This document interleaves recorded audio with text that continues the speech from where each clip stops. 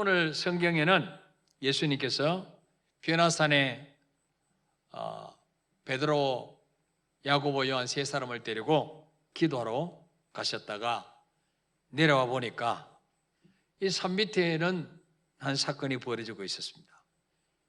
귀신 들려서 불에도 들어가고 물에도 들어가는 한 아이를 그 아버지가 예수님의 제자들에게 데리고 왔습니다.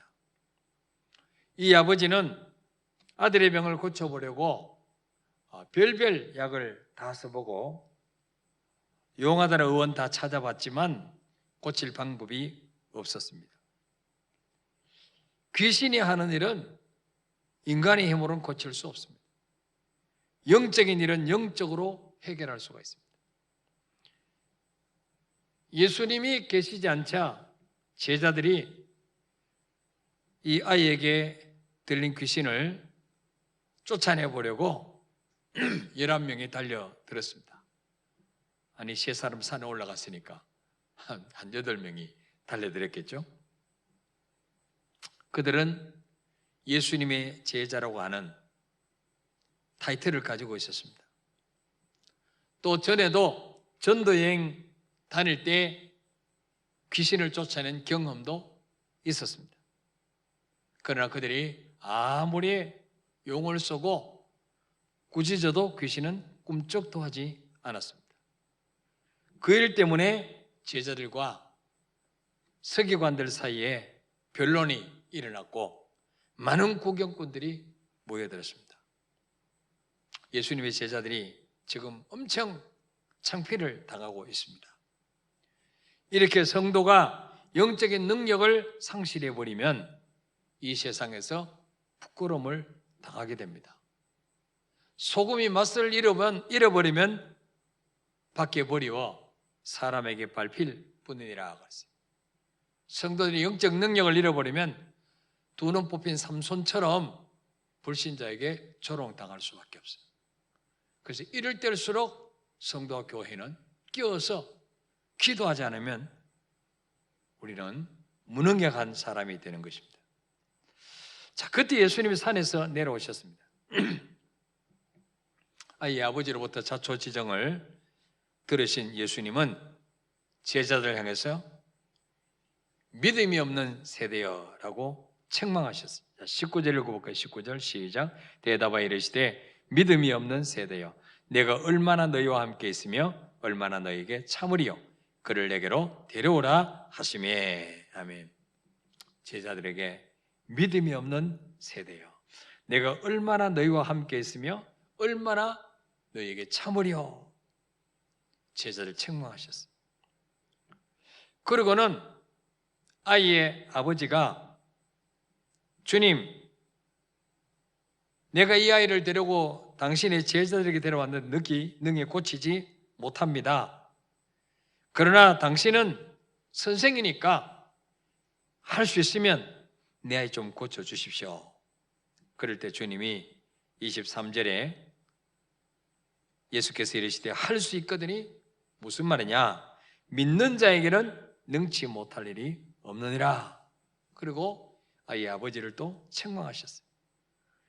그런 후에 우리 주님은 그 아이에게 들어있는 귀신을 꾸짖어 쫓아내 주셨어요. 자, 25절부터 27절까지 읽어볼까요? 시작.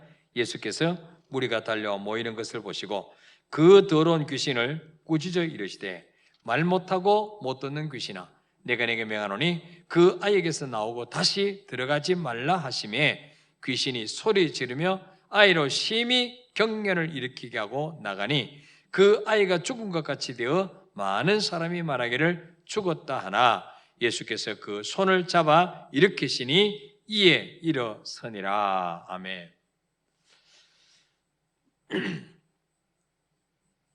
제자들은 여러 명이 합심해서 그 귀신을 쫓아내려고 했지만 그 귀신을 쫓아내지 못했는데 주님은 혼자서 꾸짖을 때 그 귀신이 소리를 지르고 그 아이로 하여금 심히 경련을 일으키게 하고 죽은 것처럼 만들어 놓고 나갔습니다. 예. 그때 사람들이 저 예수 사람 잡네, 귀신 쫓아내 달라고 데리고 왔더니 얘 완전히 죽게 만들었네. 예. 이 귀신은 나가면서도 뭐요? 그냥 안 나가죠. 예. 그래서 그 아이를 반 죽게 만들어 놓고 쓰러뜨려 놓고 나가는 거죠. 그러나 주님께서 그 손을 잡아 일으키실 때 그 아이가 일어났다 그랬어요. 28절에 보니까 이제 집에 들어가심에 제자들이 조용히 묻자오되 우리는 어찌하여 능히 그 귀신을 쫓아내지 못하였나이까? 그렇게 묻습니다. 주님, 우리는 8명이나 달려들어서 그렇게 용을 썼는데 안 되는데 주님은 어떻게 혼자서 됩니까? 그때 29절에 읽어볼까요? 시작. 이르시되 기도 외에 다른 것으로는 이런 종류가 나갈 수 없느니라 하시니라. 아멘. 기도하지 않고는 절대로 귀신을 쫓아낼 수 없다는 말씀이에요. 여기서 주목할 것이 있습니다. 예수님은 믿음과 기도를 연결시켜서 말씀하셨어요. 아까 19절에 믿음이 없는 세대여 이렇게 제자를 책망하셨어요. 자, 이것은 제자들이 귀신을 쫓아내지 못했기 때문에 믿음이 없는 세대라고 책망한 것이 아니라 기도하지 않았기 때문에 믿음이 없는 세대라고 책망하셨어요. 하나님을 믿노라고 하면서도 내가 믿는 하나님은 지금도 살아계시며 전능하신 분이라는 사실을 믿는다고 하면서 기도하지 않는다면 그 사람은 믿음이 없는 세대입니다. 믿음이 없는 사람이죠. 입으로는 하나님을 믿는다고 하지만 실상은 뭐예요? 다른 것을 믿는 거예요. 자기 자신을 믿고 돈을 믿고 건강을 믿고 자기 실력을 믿는 것입니다. 이 제자들은 예수님의 제자라고 하는 그런 타이틀을 믿었습니다. 과거에 귀신을 쫓아내본 경험, 그걸 믿었을지 몰라요. 여러분, 성도에게 기도만큼 강력한 무기는 없습니다. 그런데 우리는 이 기도를 어떻게 사용하고 있습니까? 내 힘으로 하다 안 되면 마지막 절벽 앞에 섰을 때 그때 비로소 주여라고 기도의 무기를 사용하고 있습니까?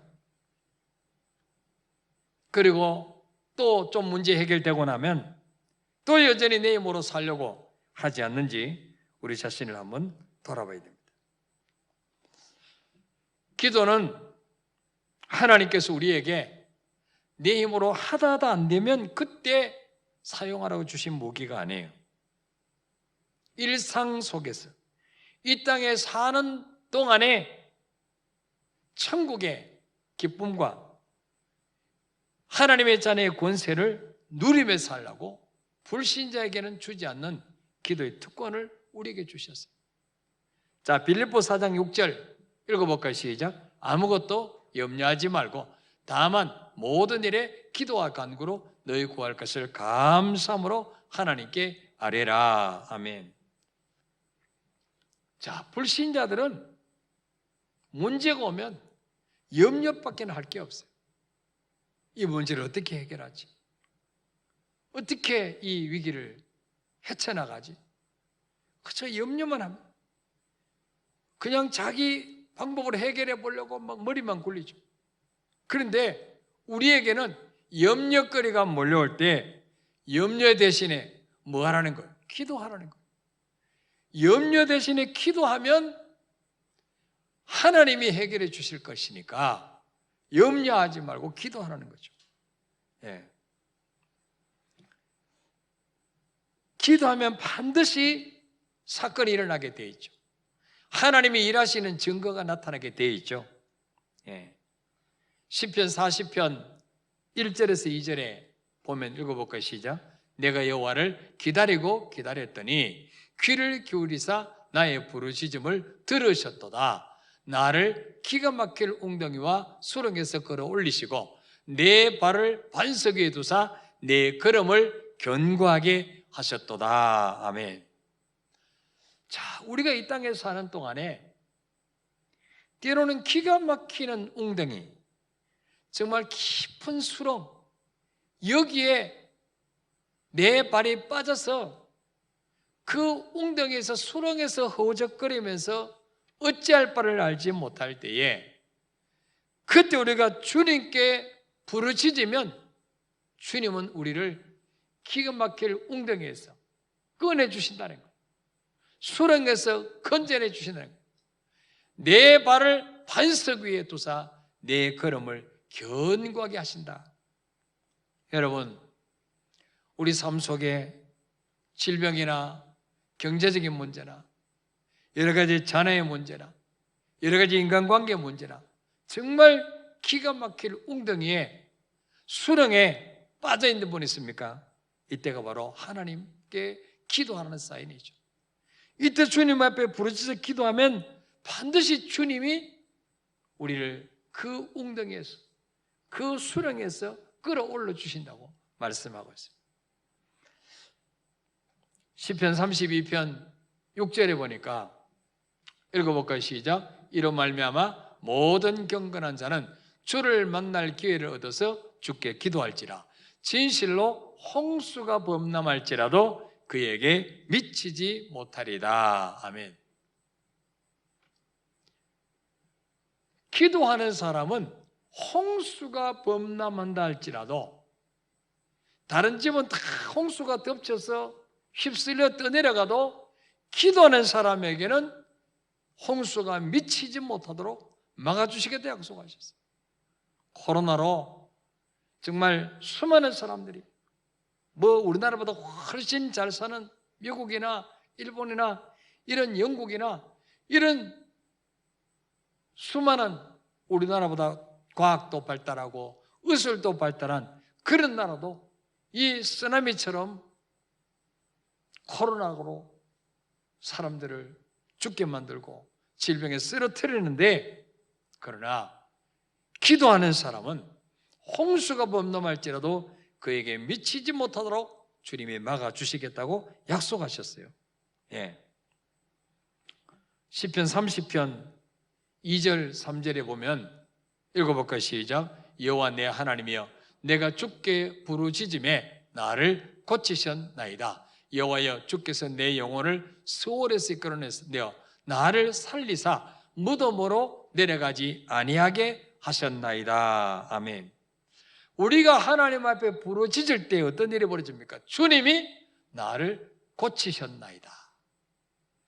예, 약 먹는다고 고쳐지는 게 아니고 기도할 때 하나님께서 우리 마음의 병, 육신의 병, 우리 가정 환경, 자녀 미래 모든 거 하나님이 고쳐주신다고 했어요.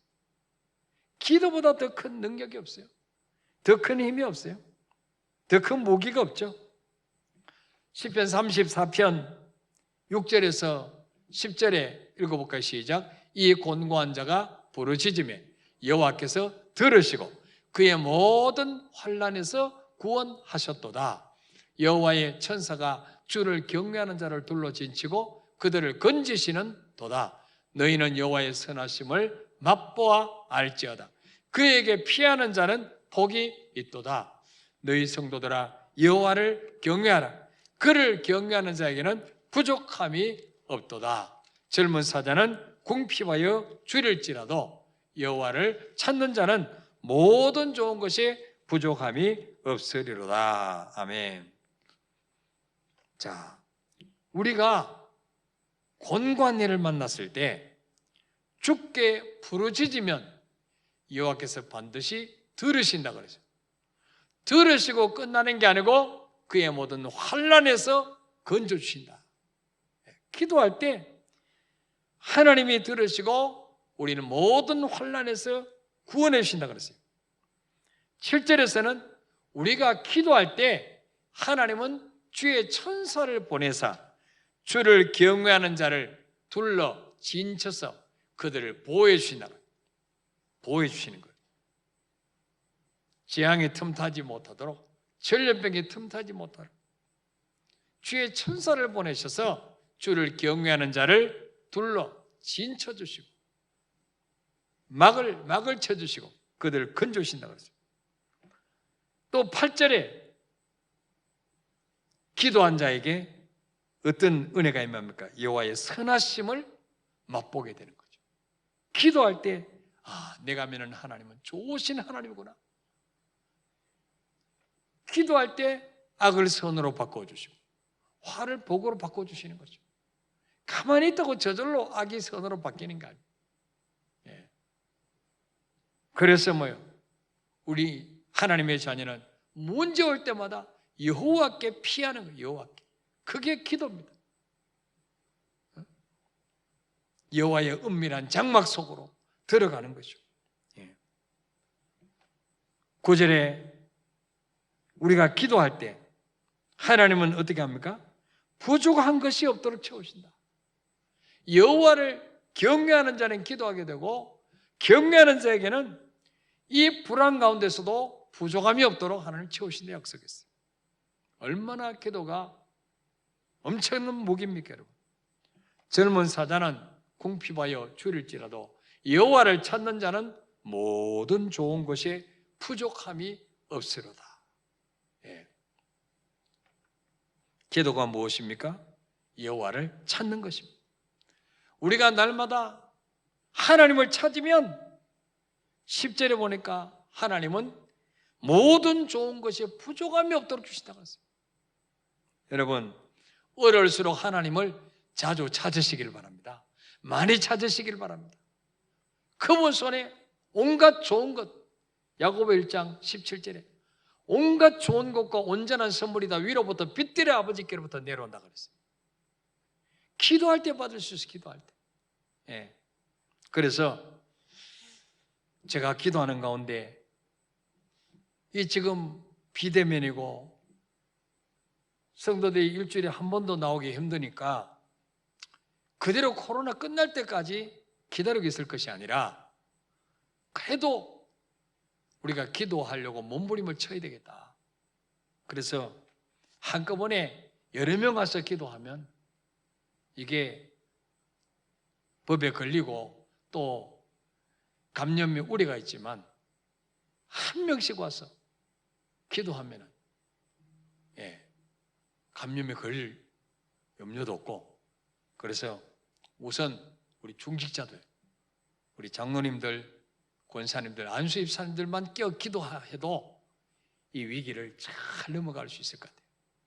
그래서 일주일에 한 번씩 우리 중직자들 돌아가면서 아침 7시부터 저녁 10시까지 일주일에 하루 내가 정한 시간에, 원하는 시간에 우리 중직자들 오셔서 한 시간에 2명씩 오셔서 우리 장로님들, 안수입사님들은 강대상에 와서 여기서 기도하시고 우리 권사님들은 가나홀에서 기도하시고 한 시간 동안 우리 기도 제목을 가지고 우리 교회를 위해서, 나라 민족을 위해서, 또 본인의 가정을, 자녀를 위해서 이렇게 기도의 불이 꺼지지 않는다면 아무리 코로나로 어렵다 할지라도 넉넉히 이기며 나가게 될 줄 믿습니다.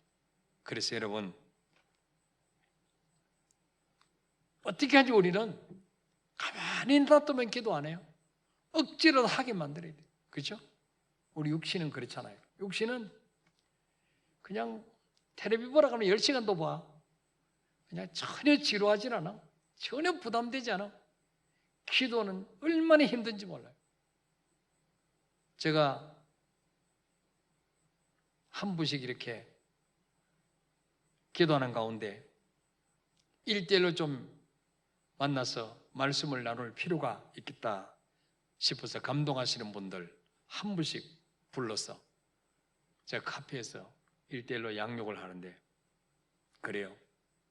하루 종일 TV를 틀어놓고 있는데 거실의 탁자 위에 성경을 항상 거기에 올려놓는데 이게 얼마나 무거운지, 이 무게가 얼마나 무거운지 한 번도 못 본다는 거예요.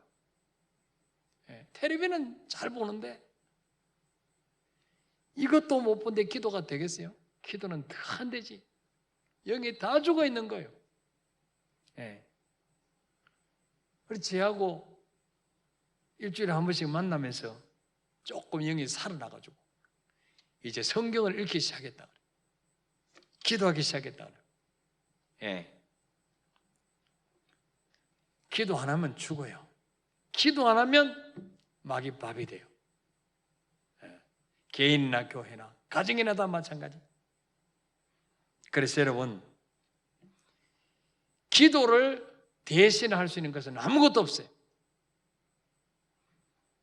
기도에 관한 책을 많이 읽어도 기도 안 하면 소용없어요. 기도 응답에 대한 간증을 많이 들어도 기도 안 하면 소용없어요. 기도의 중요성을 아무리 많이 알아도 기도하지 않으면 아무 소용이 없어요.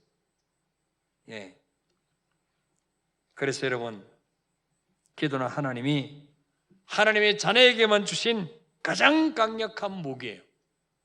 마귀가 제일 두려워하는 무기가 기도예요. 기도. 그래서 마귀는 어떻게든지 기도 못하게. 여러분만 기도하기 싫은 게 아니에요. 목사들도 기도하기 싫어하는 목사들 많아요. 코로나 때문에 말이죠, 제재하니까 아예 수요예배 없앤 교회 많아요. 새벽기도 없앤 교회 많아요. 철학기도는 뭐 옛날부터 없어지고. 이 마귀가 노린 게 그거예요. 주일 오후 예배 거의 없어졌어요.